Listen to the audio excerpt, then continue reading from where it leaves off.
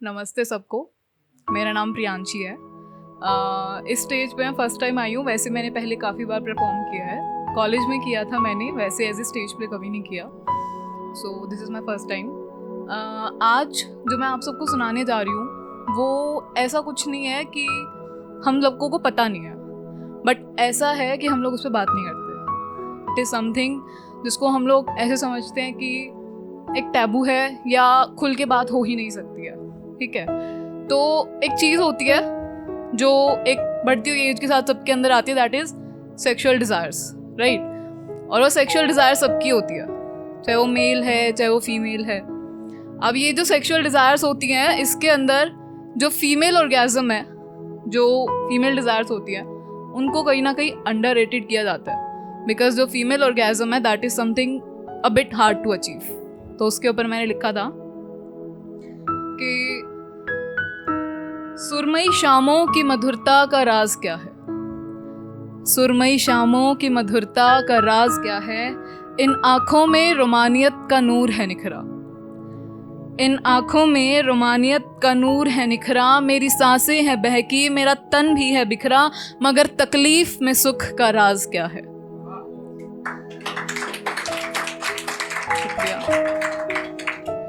वक्त बढ़ता गया, वक्त बढ़ता गया, शुरू हुआ नया साज, सिलसिला शुरू हुआ, पर्दा सरकता गया, वो तृप्त हो गया, मेरा मन तरसता गया, चरम सुख के आनंद का ये कैसा अंदाज है। क्या चरमानंद की मिल्कियत केवल पुरुष की है, मिल्कियत मतलब प्राइवेट प्रॉपर्टी, क्या चरमानंद की मिल्कियत केवल पुरुष की है, वो एक सवाल, वो एक सवाल उस क्षण को निगल गया, मैं सीने लगना चाहती थी, वो कमीज उठाकर निकल गया। क्या संभोग की लालसा केवल पुरुष की है, भटके समाज का यही रिवाज है शायद, भटके समाज का यही रिवाज है शायद, केवल गर्भवती होना ही स्त्री का कर्तव्य है, प्यासी रहकर प्यास बुझाना स्त्री का गंतव्य है, लेकिन फिर भी उम्मीद है, फिर भी उम्मीद है कोई तोड़ दे रिवाज ये शायद। तो एक है जो थोड़ी डिफरेंट है, थोड़ी डिफरेंट ये कि अच्छा एक बार यहाँ पे सब बात कर रहे थे ब्रेकअप के बारे में, राइट। सो ब्रेकअप के बाद ना एक होता है जब आप एक्चुअली में किसी से अटैच्ड होते हो तो उसको भूलना ना थोड़ा सा मुश्किल होता है, राइट। तो कोई पूछता है कि उसको भूल क्यों नहीं जाते, कोई किसी ने पूछा कि उसको भूल क्यों नहीं जाते, तो किसी शायर ने बड़ी प्यारी बात की है कि उसे भूलना कैसे मुमकिन है, उसे भूलना कैसे मुमकिन है, उसके बदले में कोई याद करने को भी तो हो।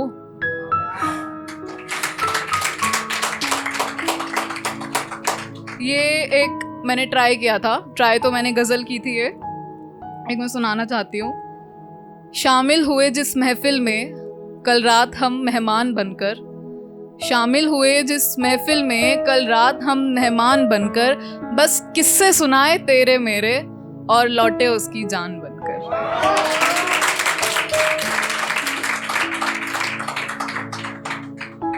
जिसे शायरी समझ रहे थे वो असल में अधूरी शिकायतें थी मेरी, जिसे शायरी समझ रहे थे वो असल में अधूरी शिकायतें थी मेरी, जिसे बुलाया था उम्र भर के लिए वो आया तो बस एक शाम बनकर।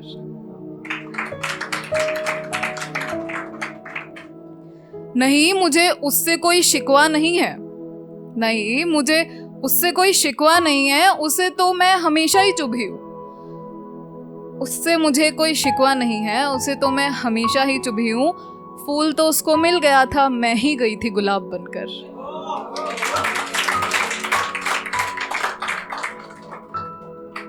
यूं तो लिखने का शौक नहीं, यूं तो लिखने का शौक नहीं, उस पर लिखना हो तो बात अलग है, यूं तो लिखने का शौक नहीं, उस पर लिखना हो तो बात अलग है, अगर वो मेरे अल्फाज समझ जाता तो मैं यहाँ ना आती शायर बनकर। Thank you.